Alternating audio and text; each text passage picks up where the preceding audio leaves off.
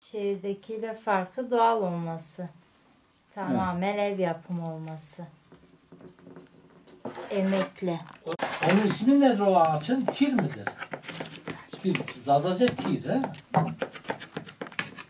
Ama Türkçe nedir ona? Türkçe meşe. Yakışma. Neşe. Hacdan hacdan. Yani Değil mi? Değil mi?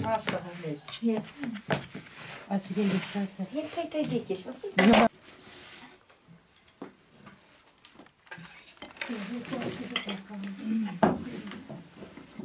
Üçer de dörder yumak yapıyoruz. Evet. Her katın arasına nişasta serpiyoruz. 3 ya da 4 kat. Nişasta serptikten sonra üçünü birden açıyoruz. Şöyle gördüğünüz gibi. Yağ serpip bir de üzerine de ceviz. Her katı yağ ve ceviz serpiliyor. Bu da son katımız. Evet. Şöyle biraz kalın olması gerekiyor. Toplam 30 kat. toplam 30 kat. 30 tane yumak.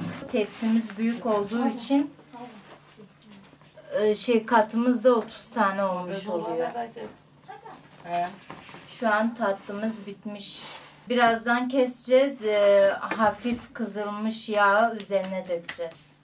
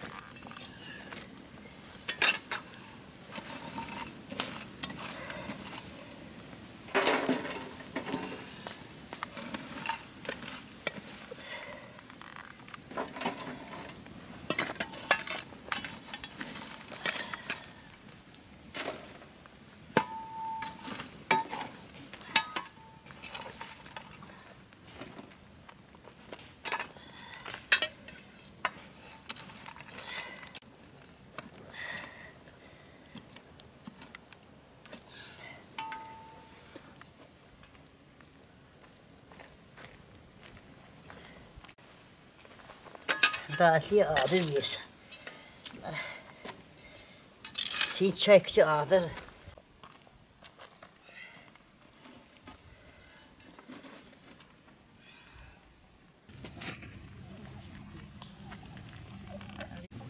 İsma, daha isma bu ne?